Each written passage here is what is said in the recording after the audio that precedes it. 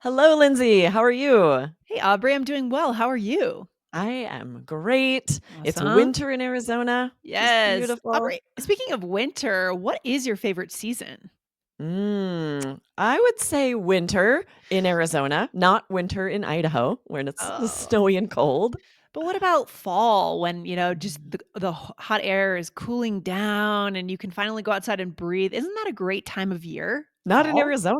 I would love fall in Colorado, and I Yeah. did love fall growing up in the Northwest, but in Arizona, fall is hot and miserable. You're ready for it to cool down, and it doesn't until like Christmas. Oh my gosh. So you kind of have 6 months of hot, miserable weather in Yeah, and Arizona. then 6 months of beautiful weather. Okay. All right. But I Fair love enough. how you followed up your question saying, "But what about fall?" Yeah. We often do in informal conversations, we will start a question with "but." We got a great question about "but" versus "though," when to know which to use, and then we're also gonna kinda dive into that advice to never start a sentence with "but." When Yes. can you do that? Yeah, there's a lot to talk about today, and Yeah. today's episode is inspired by a YouTube viewer. A great question. Remember, guys, we do have a YouTube channel for All Ears English. Go over to YouTube and type in All Ears English and hit subscribe right away to be able to watch us on video. If that's how you prefer to learn, that is a good option for you. Right? Absolutely, and this was from SATV1GT. It's always just like a YouTube handle. Yeah. So Yeah. definitely include your name if you ask questions if you wanna shout out, Yeah, but please do. I'll read it for us. They said, "What a good morning. Thanks to you, Lindsay and Aubrey. You're doing a great job." I love this so much. That They're is like, so "It's an nice. amazing morning because I listened to the All Ears English podcast." Yeah. We love that. We love that. We love that we can be a part of your day. It's an honor for us. Yes, Right? absolutely. And then they Mhm. said, I was just wondering about the difference between but and though. Are they used for the same purpose? And can one of them be in the middle of phrases and the other in the end? Or is there more to it than this? So this is a Mm. great question. And it's a follow-up. It's part two to part one was Allers English 2346, all about though. This is tricky English grammar though. So if you haven't consumed that one, I would stay on this episode. And then when we finish, go back and consume part one, 2346. Yes. You Right? don't have to have heard that one first to hear Yeah. that one. So stay to the end and then go check out that one. And be sure you're following all three of our podcasts. Part three is going to be on IELTS energy. And we're Mhm. going to share some other impressive linking phrases for contrasts, like though, that would be great for the IELTS exam and just great for speaking and writing in general. Exactly. I love it. So go and hit follow on the IELTS Energy podcast to be ready for part three in this series. Aubrey, let's break it down. Where should we start today for our listeners? Yeah, so you're going to hear all about though in part one, which can be at the beginning, middle, and end. It's Mhm. used a lot of different ways. Today, we're focusing more on but we will talk about a time when we would use though instead of but. So stick around so you don't miss that. Okay. But is typically in the middle of a sentence as a coordinating conjunction, connects two independent clauses. So these are Mhm. sentences that could stand on their own, but it would be two simple sentences. We use a conjunction to combine them together to have a compound or a complex sentence. Yeah, lots of fancy grammar terminology there, but let's give our listeners a couple of examples so they can see what we're saying here. How about this one, Aubrey?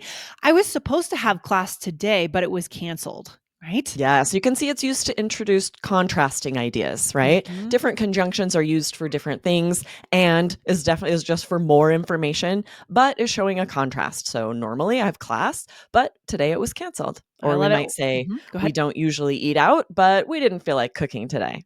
Exactly. So showing that contrast. And that is so important because we also change our tone of voice at the higher levels. We don't stay monotone as we insert the but, right? I Yes. heard your tone of voice change there, Aubrey. Could you say that second example Yeah, we again? don't usually eat out, but we didn't feel like cooking Yeah. today. Yeah, Yeah. So you're it's going to have interesting intonation because it makes sense when you're showing a contrast.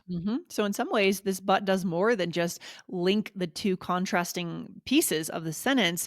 It allows you to have kind of a benchmark or a signpost or a separation in what you're saying. So you're not monotone. Right? Exactly. It would be strange to just have two simple sentences. We don't usually eat out. We didn't feel like cooking today. So, you'd still need Yeah. like, so we did. It really wouldn't make sense. You need that conjunction to emphasize the contrast. I love it. What else do we need to know here, Aubrey? Yeah, so if you are doing a deep dive on but, you're likely going to see the advice to not use but to start sentences. This is for academic writing, Right. formal writing, but as a stylistic choice, sometimes we will see it in writing, and you can absolutely, especially for questions like Lindsay's follow up. But what about fall? Fall is amazing. We often will start a sentence with but when we're speaking. Exactly. The writing techniques that I learned in, high school don't apply to the way I speak and connect with human beings, right? In English, Absolutely. in high school or in college, they tell you never start a sentence in a more academic paper with but. Fine, that's true. However, there's a lot of opportunities, and you mentioned Aubrey as a stylistic choice. If you read novels, you'll see that for sure. Exactly. Yeah. Yes, right? There it's very intentional when that happens, but you'll hear it in Mhm. conversations all the time. Let's do a little mini role play to show how that could happen. All right. I'm leaving at 4:30 for the game. But I thought you had to be there at 4. They pushed it back and it starts at 5 now. Yeah, so Nice. So very of course common, of course. Yeah. yes, and I could say just, "I thought you had to be there at 4." Starting with "but" does make it a little more informal, a little more conversational, though they mean the same thing, and it does emphasize that contrast a little bit, like, "Oh, Yeah. well, I thought it was this." Yeah. You also could have said, I thought you had to be there at 4 though. I mean, that's conversational too, right? You might see Totally. that, but I love the idea that it's just like it's more direct. But I thought you had to be there at 4, but this, but that.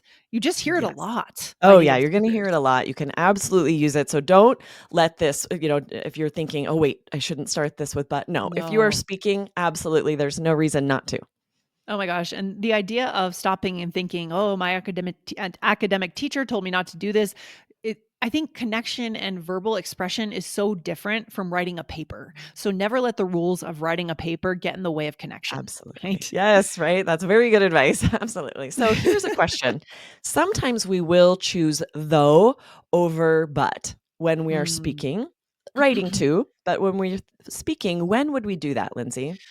Yeah, I think when we need to really emphasize that contrast, or, ooh, I like this one because it's all about spontaneity. When we Yes. realize the contrast is occurring as we're speaking. Because the truth is, the way we speak our native languages or English is we're thinking of what's going on as we're saying it, right? Exactly right. It's fluid, it's flexible. Yes. So often you just throw it in because you realize I need to emphasize this contrast. So, for Mhm. example, I'll say a sentence with but, and then you say it with though. Okay, Lindsay?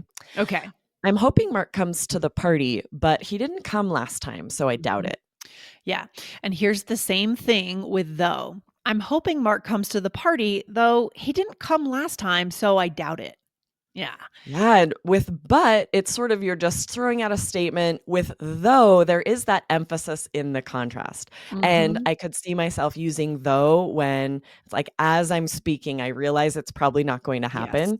I'm hoping Mark comes, though he didn't come Yeah. last time, so I You're doubt it. You're kinda thinking out loud, and this is a lot of what Yes, we do in English, right? totally. 100%. This is the way to get to that natural level. So good. Okay, Aubrey. So let's go into a couple of interesting expressions using if, and, but, other buts. Yes, these we want to share a couple of fun ones. First is just no ifs, ands, or buts. This is Yes. a great expression that means certainly or definitely, right? You're Mhm. wanting to emphasize your surety that something will happen. I love it. Yes. So, for example, we're going to Disneyland this year. No ifs, ands, or buts. Yes. Yeah, we might use this if we're wanting to tell someone we won't accept an excuse from them. And Yes. then we also shorten it and we'll just say no buts, right? We might Mhm. say, let's do a little mini role play to show this. So, Okay. Yeah. you're coming to my party Saturday, right? Well, I No buts, you have to be there. so you kinda cut me off right there I in real cut you time, right? off, I'm like, "I will Mhm. not accept your excuses." We'll also Okay. just say, "No excuses." Yes, there are a lot of ways to say this. This could be the source of another episode entirely, for sure. But this is good. So for me, it's more common to hear no ifs, ands, or buts, but I like the idea of shortening it and just saying, no, no buts, you're coming. Okay. You're Yeah, coming. so fun. Let's do a Yeah. role play where we can show, of course, but and though in a sentence, and then also these fun expressions. All We right. are So, at a family reunion in this role okay. play. Oh boy. Here we go. I'm so glad you made it. Your parents usually come, but I don't think I've seen you at one of these before. I know it's the first time I've been able to attend. Something always comes up, but this time I was like, I'm going. No ifs, ands, or buts. That's what my mom said to me when I told her I had to work. She said, "No buts." Your mom is the best, though she did beat me at Uno this morning. So clearly, with that last one, we'll break down the last one first.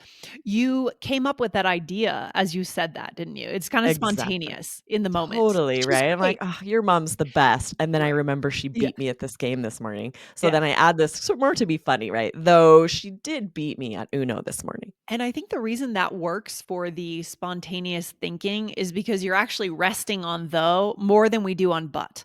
I think if you already Totally. had that in mind that you were going to say she beat you at Uno, you probably would have said, "Your mom's the best, but she beat me at Uno this morning." That's kind of pre prepared. You already knew it. But with this one, though she did beat me at Uno. So that idea is coming to you in the moment. So you're waiting to formulate the idea. Does that make Yeah, sense? and Yeah. then when we've sort of formulated in that moment, I think that's why we add "though" to emphasize the contrast, Yes. like, "Okay, I 'Cause you just need said this positive thing, and now I'm really highlighting this contrast."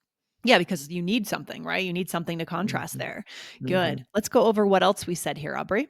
Yeah, so you started it and you're saying your parents usually come, but I don't think I've seen you at one of these before. And this, it's like you said, it's sort of more pre-planned so that when we Yeah. use but to contrast it, we wouldn't choose though here. It's very subtle, the difference. I Yes. think you could, your parents usually come, though I guess you could certainly it wouldn't be wrong though, right, Aubrey, to say though in that It's case? interesting how I feel like there is a subtle meaning change. I think if you said, Subtle. though I don't think I've seen you, it would sort of be like judging, like criticizing, like, I haven't seen you at these before, just because it's emphasizing the contrast. Mhm. Interesting, interesting. And then you said, "I know, it's the first time I've been able to attend. Something always comes up, but this time I was like, 'I'm going.' No ifs, ands, or buts." Okay. Yeah, so So we have but as a conjunction in the sentence, right? Something mhm, always comes up, but this time, and then mhm. we use that fun expression. I was like, I'm going, no ifs, ands, or buts. This means Yeah, I'm not going to allow any excuse to stand in my way. exactly, and then I said, "That's what my mom said to me when I told her I had to work," and she said, "No buts." "You're going," is a shortened version of the first one. I love it. Exactly. My mom said this a lot. She's like, Really? nope, I won't accept any excuses, no buts. It's That's like so just funny. shortening, no I ifs, love it. ands, or buts. Yeah, just laying down the law. There you go. Mhm. Good stuff. So, Aubrey, what's our takeaway for today? Yeah, I think this is such a fun connection skill to playfully refuse to accept a no to an invitation. What you're really saying is, I really want you there, right? You're trying Mhm. to let them know in a playful way, right? No excuses, like, we want you to be there. Yeah, exactly. Meaning you're welcome. We enjoy your company, right? That's really what you're saying. And I like how in this episode, Aubrey, we touched on the use of though as kind of a hanging, like a little break where you can hang out in that word, extend it, and keep thinking as you're formulating your response, the contrast in the statement. It's pretty cool.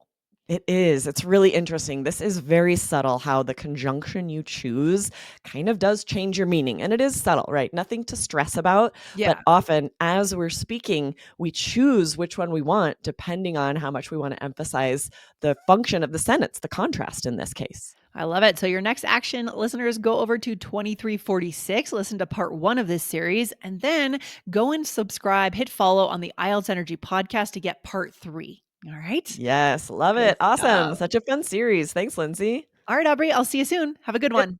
All right. Bye. Bye.